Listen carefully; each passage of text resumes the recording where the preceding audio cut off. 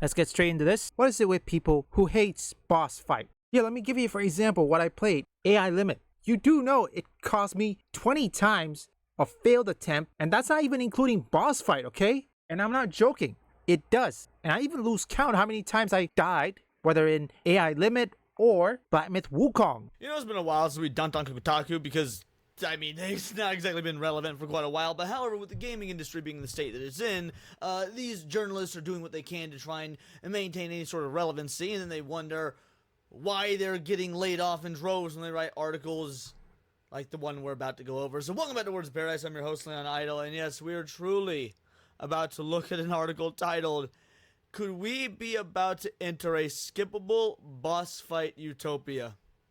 Yes, boss fights, one of the tenets of gaming really since the inception of the home console. We need a utopia without that tenet of gaming in the vast majority of games that have boss fights. I know, it sounds insane, and when you read through the articles, because you realize it is. So we're going to go through this before we do hit that subscribe button. I'm a nerdy news channel. I cover nerdy news nearly every day, and yes, South of Midnight has shown that it's possible without destroying the very fabric of the universe. And this is a very snarky and sarcastic article, so I, of course, am going to meet in kind with my own levels of snark and sarcasm, but note that the bar that they're trying to use, the very low bar is, in fact, South of Midnight. Yeah, they choose South of Midnight, but they're not gonna bring in Black Myth Wukong. Chances are, those journalists suck at it. Seriously, Git Good. In Black Myth Wukong, I really lose count on how many times I lost to a boss, okay? I think I just lost like, what, 30 times? 20? Again, like I said, I lose count. What I don't do is request or even complain about it, saying it should be easy mode, or even better yet, a skippable boss. Optional boss is a different thing, okay? You guys, it's not gonna get much better from here. In a gaming world increasingly built out of Souls-likes, where the concept of boss battle becomes central game mechanic. Well, I mean, we're in the initial sentence. We're not finished with the first sentence. And their premise is that because of Souls-like games, the concept of the boss battle has become a central game mechanic. Don't think back to Super Mario Bros, where, you know, fighting Bowser in the big castle every 4th level was a central game mechanic, or, you know, Spyro the Dragon, where at the end of each world you would fight a boss character, or Sonic the Hedgehog games, where at the end of the 2nd act of every level you would fight Dr. Eggman in one of his various machines, or any of the Resident Evil games, or, you know, Doom games. I am gonna have to put on my best guess is that these reviewers, they don't play Souls game. They hate boss fights. They want skippable, boss fight, easy mode. I'm all for people having early review so that they can give transparency. However, the gaming industry should just give the players. Don't need to give reviewers. Okay, yes, if you want to see transparency such as performance issue, glitches, bugs, that is warranted, but sometimes you have to let the player have it earlier than expected. But then again, who am I kidding? These companies, unless of course you're from the East, they won't listen to gamers. This goes on and on and on. No, because of Souls-like, the concept of the boss battle has become a central game mechanic. These are the people that are wondering why they're losing their jobs. Some of us have been left behind. No, you've been left behind because you're not a real gamer. Remember Cuphead in the game Journalist Trials, everybody. I've always hated boss fights. You've always hated... Then, homie, play Animal Crossing. Play Stardew Valley. Play some old school arcade games where it's all about high scores. I don't know, but if you've always hated boss fights, something tells me you're just probably not a real gamer. I know that sounds elitist, but we are talking about a writer for Kotaku here, so I don't mind sounding a bit above him or her, whatever. I didn't even check. And while I have no interest in convincing anyone else to agree with me, then why are you writing this article? I have long lamented the lack of accommodation made for the many other people who are already with me, but sniff the air, something's changing. What do you mean the lack of the many other people who are already with you? I think this John Walker, whoever wrote this, is out of his mind.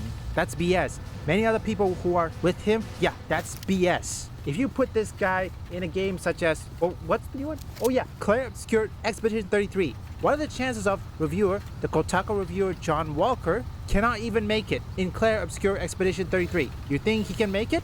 Also, I have to say, the next one is going to be pretty doozy, so... Boss fights in gaming have been a tenet of the vast majority of games for well over 3 decades now. I can't imagine there's too many people that are with you. Even fighting games have boss battles. Like, sure, you pop on Street Fighter 2, and yeah, you play and you fight Blanca, and you fight Kin, and you fight Chun-Li, but then every few fights, you get to Vega, or M. Bison, or Balrog. You know, these characters that weren't unlockable, at least in the original version of the game. They were just that, boss characters.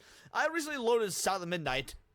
That was your first mistake. Interested to check out such a gorgeous looking game, and was immediately delighted by the art and the extraordinary performances in the cutscenes. But then, as Zach warned us, I was immediately underwhelmed by the repetitive combat. See, even Kotaku is acknowledging the repetitive combat of that game. However, while idly fiddling through the game's settings to see what was what, I saw a toggle I absolutely was not expecting.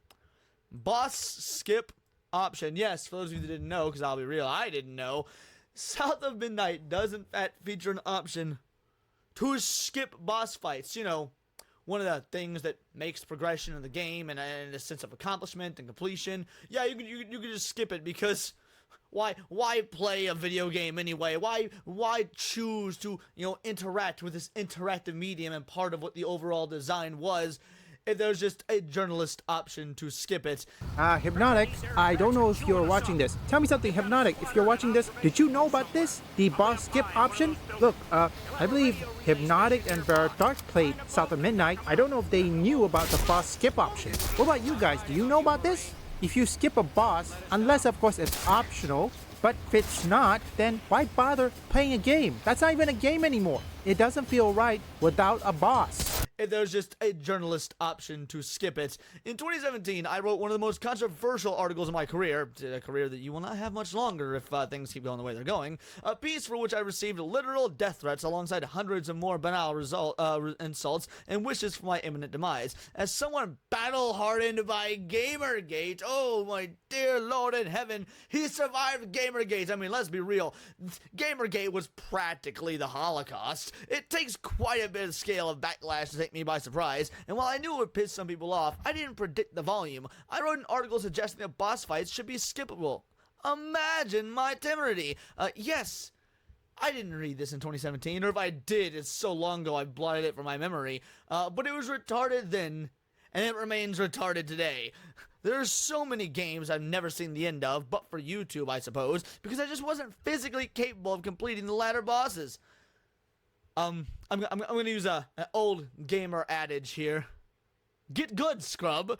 I've never finished a Metroid Prime game, for instance, despite it being one of my all-time favorite gaming series. How can something be amongst your all-time favorite series if you haven't even completed arguably the main entries in the franchise at this point? Yes, I get it. Metroid Prime didn't come out till, I believe, 2003 was the first one, if I recall. But over the series' long history, I would say at this point that the Metroid Prime games are the prime games in the franchise, the ones that people are most looking forward to, or most, definitely the most accessible, that had the most players. I mean, we are about to get Metroid Prime 4 coming out on the Switch 2 here pretty damn soon, and you say it's one of your favorite games in the favorite game series, and you've never once beaten a Metroid Prime game? Actually, he's right, though. Get good. You wanna know what I do when it comes to this? If I know I couldn't even beat a boss, besides checking online, I would just grind it up high enough where I can just beat that boss and then replay it back, beat the boss. You know, there's a word that is called third time's the charm, 4 times, I don't know what it is, but I think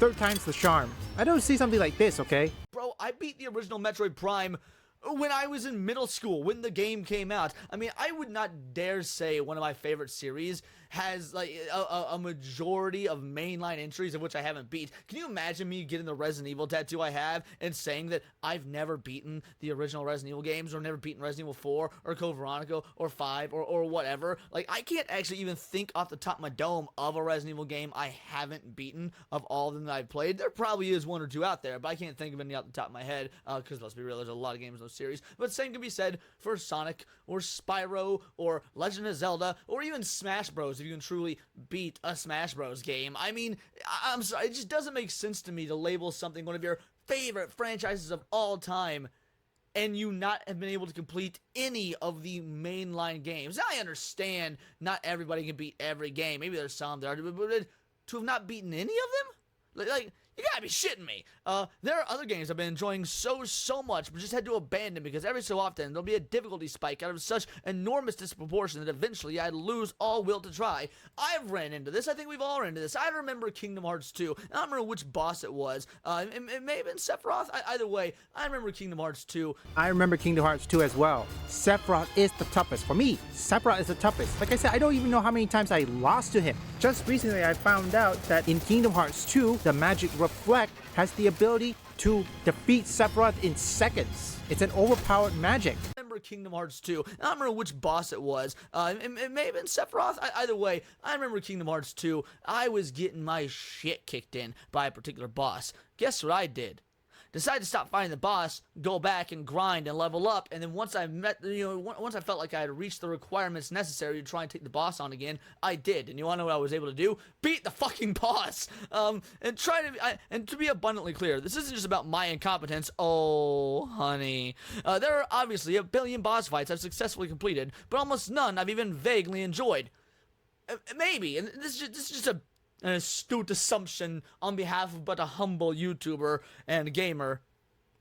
Maybe you're just not a real gamer. Maybe you're only in this racket because you thought it would be your stepping stone to politics and you didn't foresee people calling Kotaku on the craptastic site they are and gamers with actual voices who actually love gaming to overtake the gaming zeitgeist on the internet and leave you and all your cohorts out of a job. Like, that's where it really is. You know, you were like, I'll go ahead and write about video games because I'm tangentially familiar with them because they have been part of mainstream culture since at least the mid-90s, if not the mid-80s, and then I can just use this as a way to put my politics into the gaming space, and from there, get a job at the Washington Post. That's a good analogy. Frankly, these journalists are failing, and they wonder themselves why they are gutted. They're being laid off one at a time.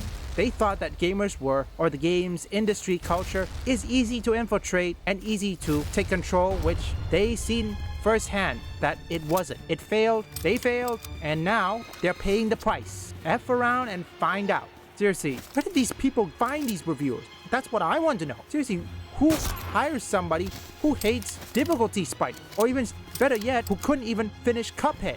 Seriously, where did these people find these idiots? These aren't gamers. But then again, we all know journalists aren't gamers. Some of them are, but some, mostly, are not gamers. They are social activists. I agree on Leon because, for me, it's simple. Let me tell you about Kingdom Hearts. Usually, what I do is simple. Grind my way all the way. Kingdom Hearts 2 has a battle level, whether it's level 7, level 6, level 34. What I would do, this is depending on the difficulty. If I play Proud Mode, usually I'll take level way above the recommended level. That's how I do. Grind, and then, boom, I got it. And no, I'm not making the 99 level challenge, okay? No. That is obsessive compulsive disorder. No way in hell.